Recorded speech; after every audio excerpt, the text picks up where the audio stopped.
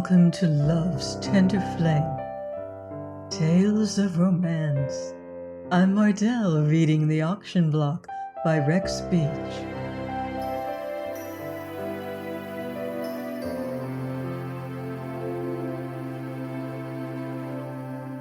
Chapter 10. Jim's appearance when he entered the dressing room that night was a surprise. He was clad in faultless evening attire. "Why the barbaric splendor?"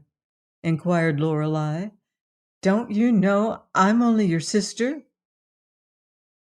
"I've got these Mo levies. I might as well wear 'em. I'm tired of running a moth garage," he replied, laying aside his stick gloves and hat with a care that betrayed his unfamiliarity with them.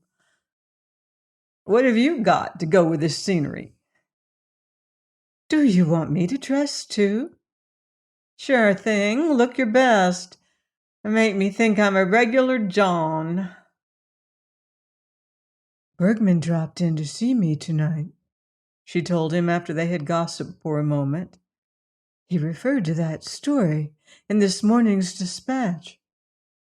"Yes?" "I don't like the way he talked." "Fresh?" "He's always that, but this time he was something more. He thinks he owns the girls who work for him."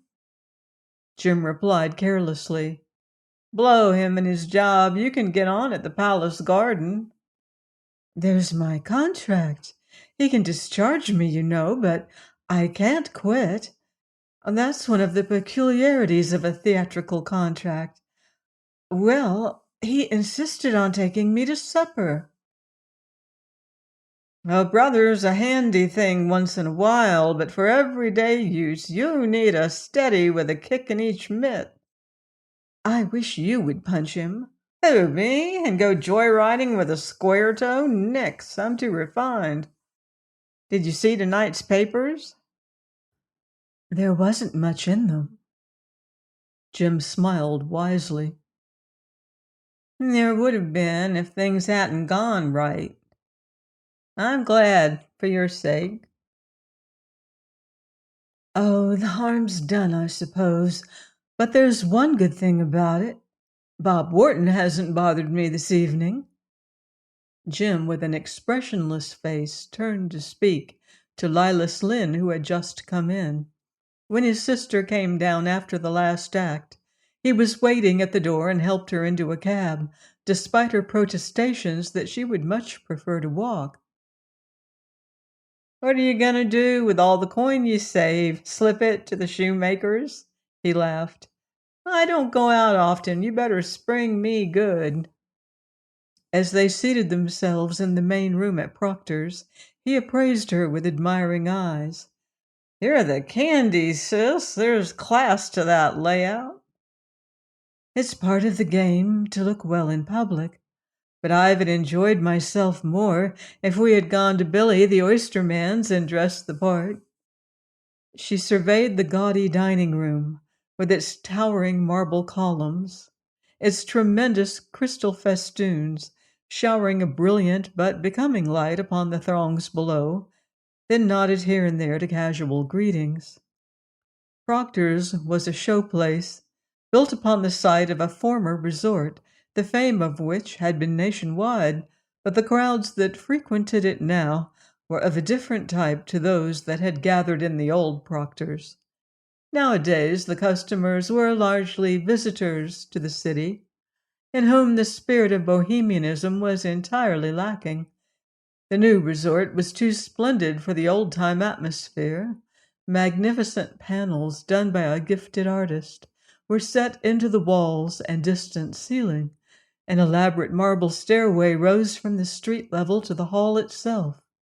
But instead of extending an air of cheerful welcome, it seemed to yawn hungrily for the occupants of the place, rudely inviting them to descend when they had sufficiently admired the costly furnishings. A superb orchestra was playing. Hordes of waiters hovered about the serving tables and sped noiselessly along the carpeted spaces between the dining tables. But despite the lights and the music, it was evident that the servitors outnumbered the guests.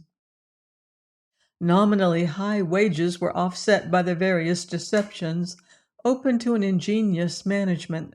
Prices were higher here than elsewhere. The coat rooms were robbers' dens infested by Italian mafiosi.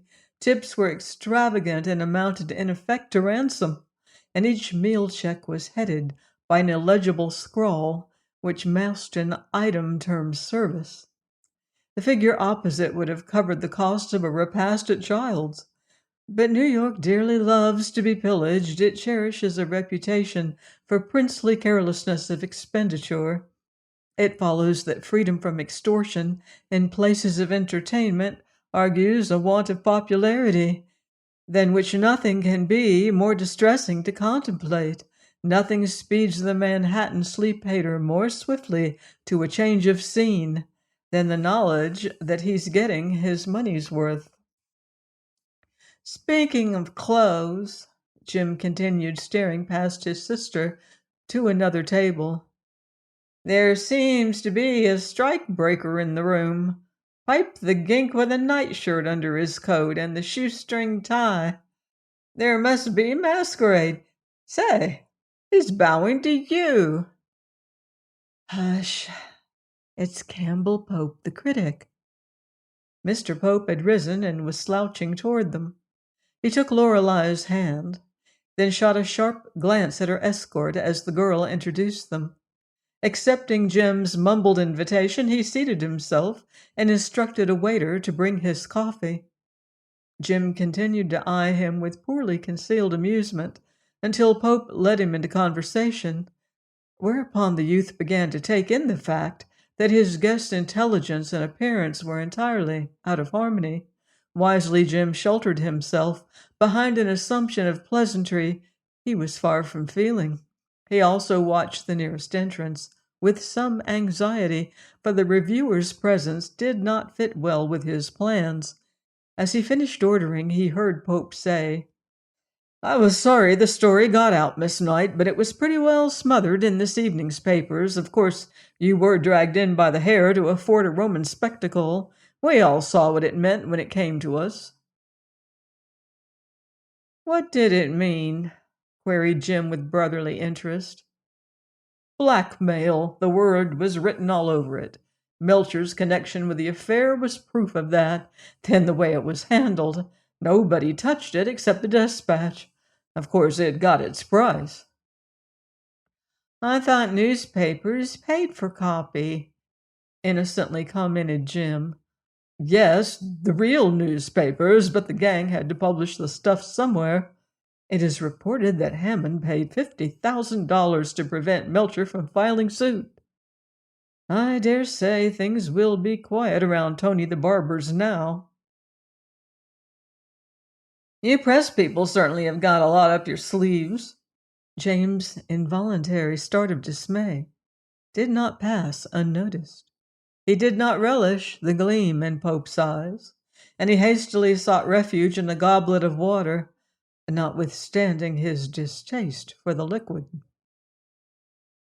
"We sometimes know as much as the police, and we invariably tell more," continued Pope. "Yes, a businessman can get a haircut in Tony's without fear of family complications now. I suppose Armistead is smoking hop, young Sullivan is probably laying an alcoholic foundation for a wife-beating, and the others are spending Hammond's money in the cafes." Jimmy Knight paled, for behind Pope's genial smile were both mockery and contempt. A panic swept him, lest this fellow should acquaint Lorelei with the truth. Jim lost interest in his clams, and thereafter avoided conversation with the wariness of a fox. He was still glowing with resentment when Robert Wharton paused at the table and greeted its occupants cheerily.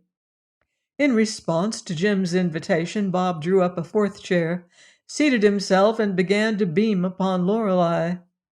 Noting the faint line of annoyance between her brows, he laughed. "Retreat is cut off," he announced complacently. "Escape is hopeless. I've left orders to have the windows barred and the doors walled up." "Eh? What's the idea?" inquired Pope. Wharton answered sadly. My vanity has suffered the rudest jolt of its young career. I mourn the death of a perfectly normal and healthy self-conceit.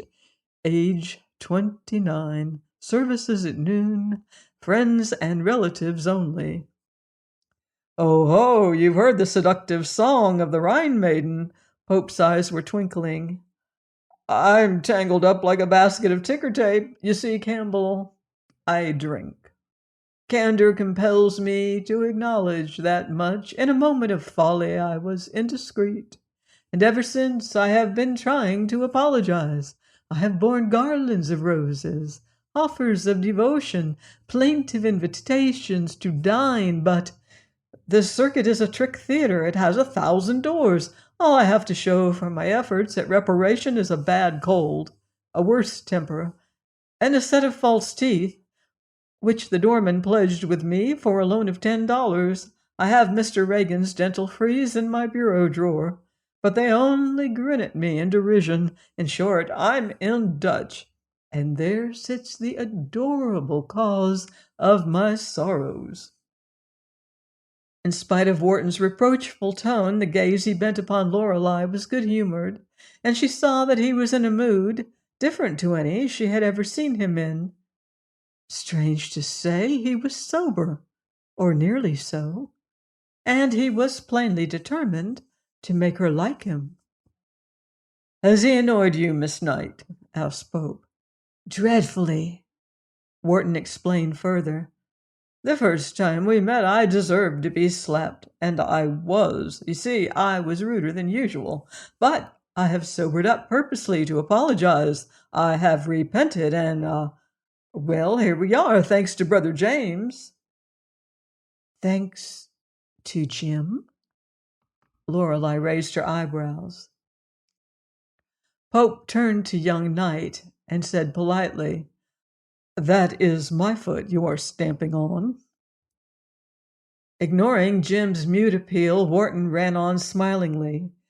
He promised to shackle you to a table until I could stammer out my halting apologies, and now that I've done so, in the presence of press and public, won't you forgive me and help me to bury the hatchet in a Welsh rarebit? He was speaking directly to her, with a genuine appeal in his handsome eyes.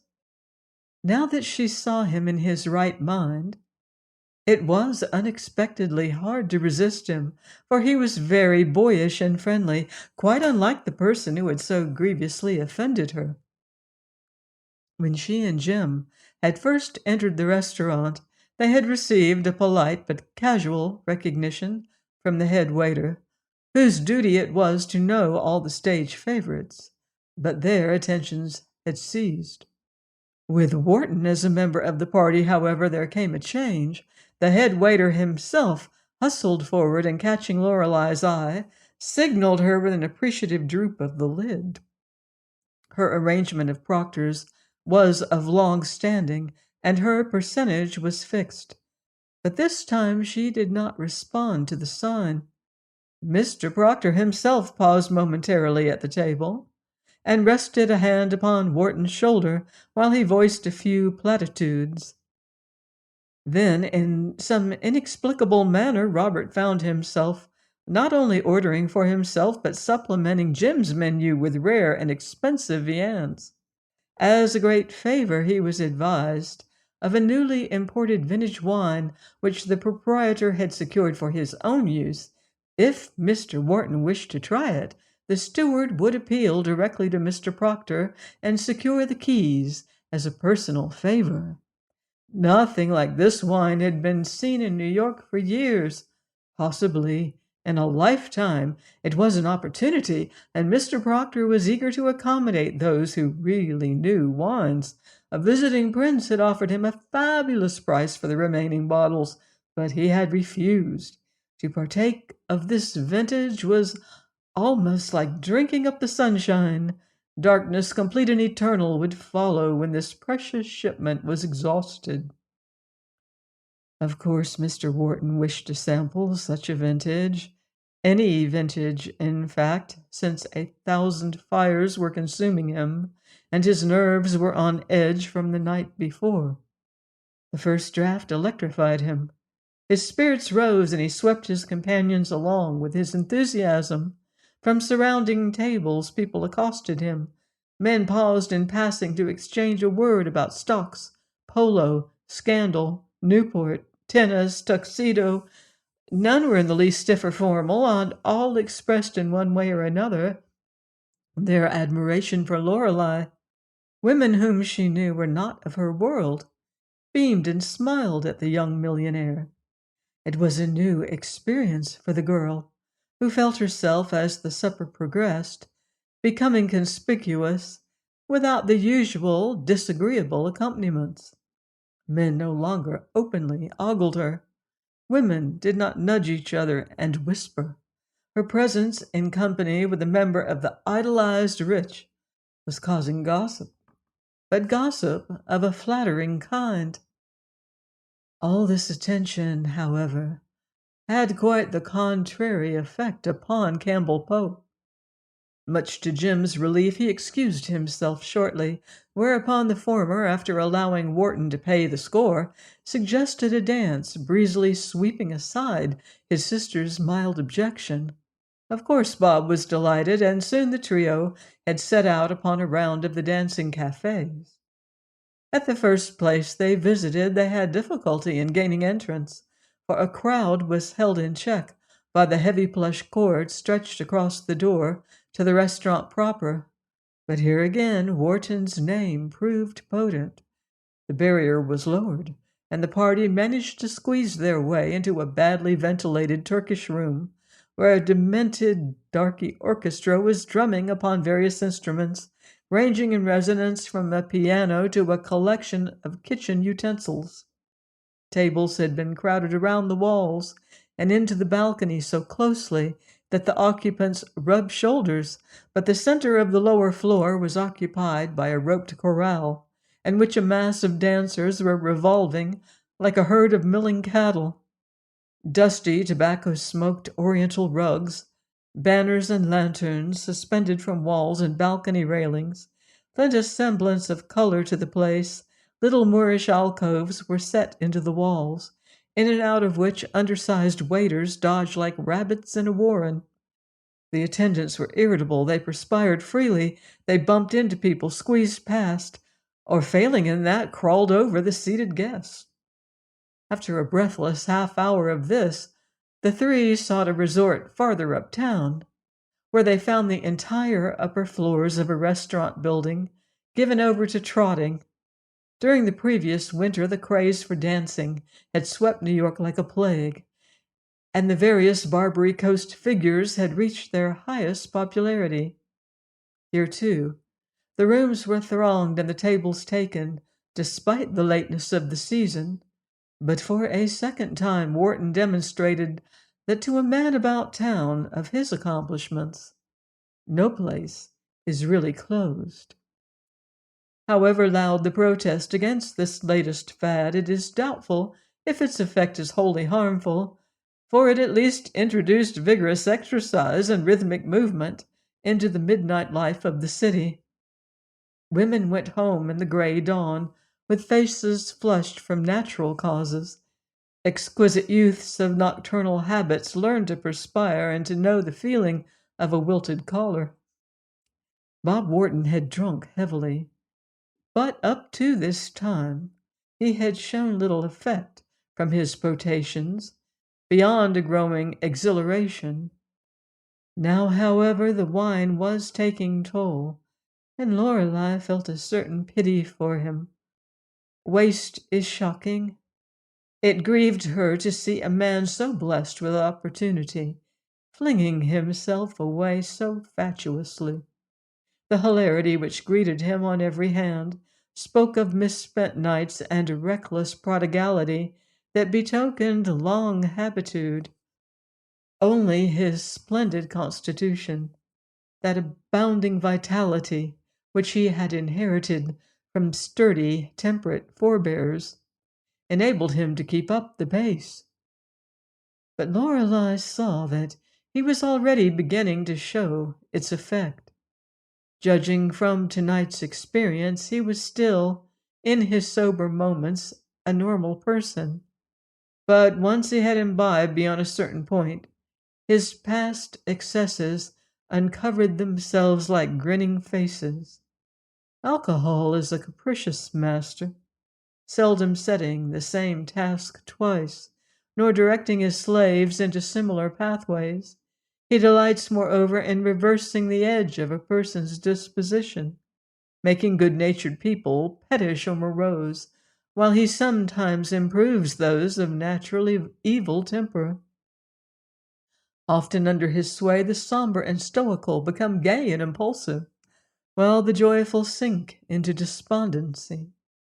But with Robert Wharton, liquor intensified a natural agreeableness until it cloyed. His amenities were monstrously magnified. He became convivial to the point of offensiveness. In the course of this metamorphosis, he was many things, and through such a cycle, he worked tonight, while the girl looked on. Overcoming his niggardly instincts, Jimmy Knight, as the evening progressed, assumed the burden of entertainment.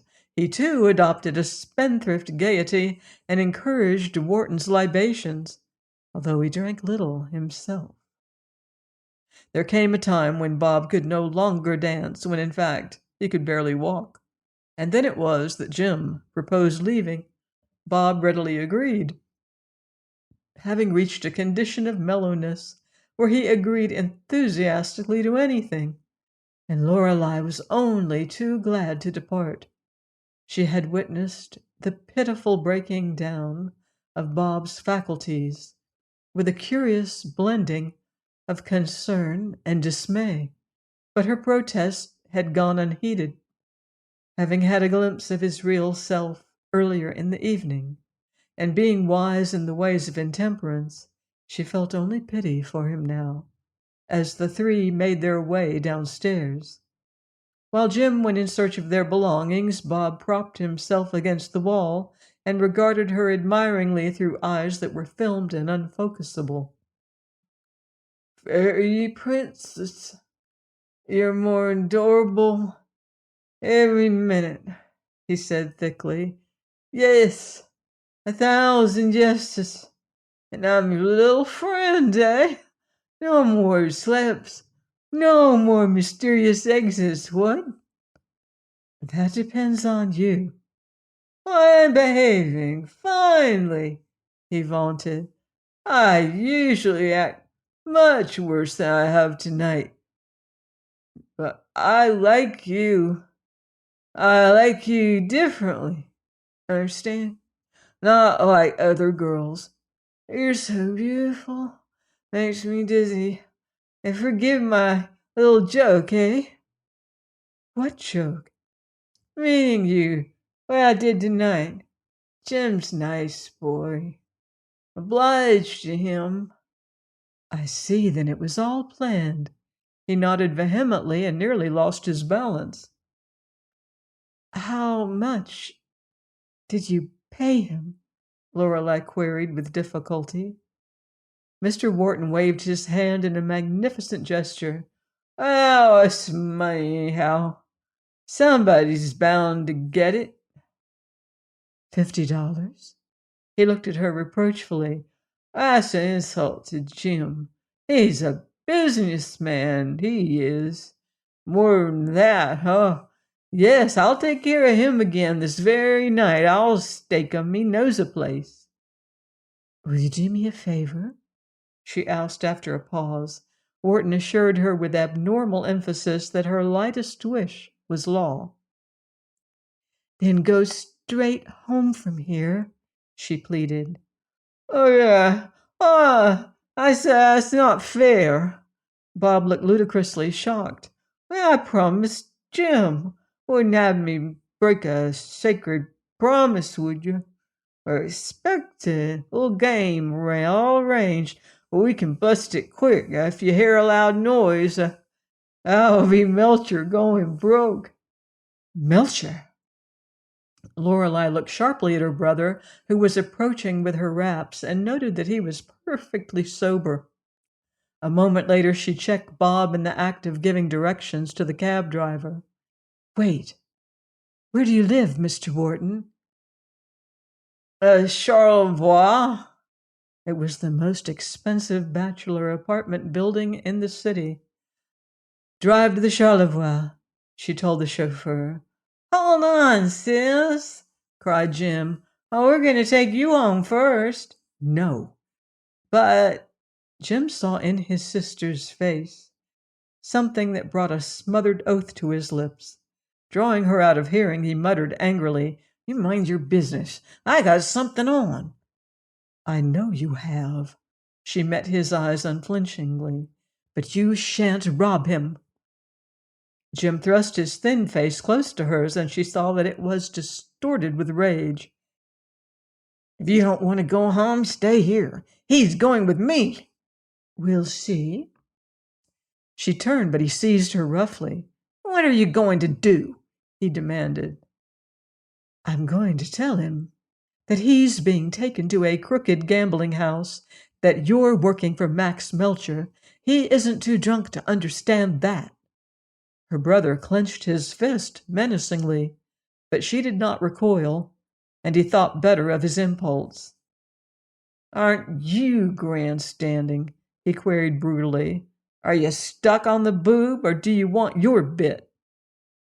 Without reply, she walked back to the cab, redirected the driver to the Charlevoix, then seated herself beside Wharton, who was already sinking into a stupor.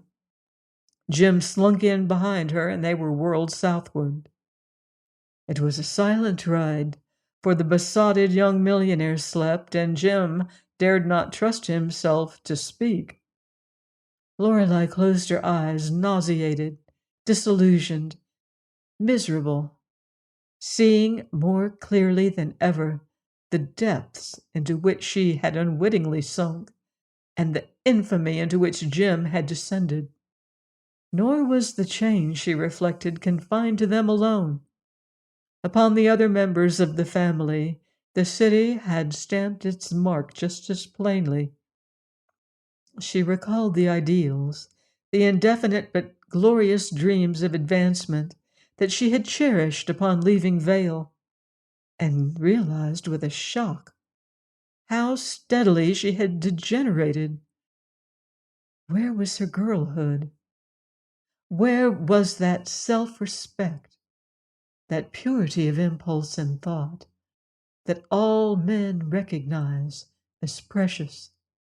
Gradually, bit by bit, they had slipped away.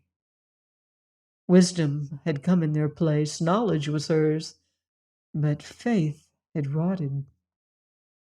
Time was when the sight of a drunken man filled her with terror. Now the one beside her scarcely awakened disgust.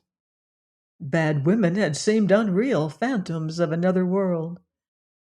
Now she brushed shoulders with them daily, and her own maidenhood was soiled by the contact. She was a girl only in name. In reality, she was a woman of the streets, or so she viewed herself in the bitterness of this hour. At his hotel, Wharton roused himself, and Lorelei sent him reeling into the vestibule. Then she and Jim turned homeward through the deserted streets. Please join me next time for another romantic chapter of The Auction Block by Rex Speech, here on Love's Tender Flame. Until then, love deeply and live beautifully.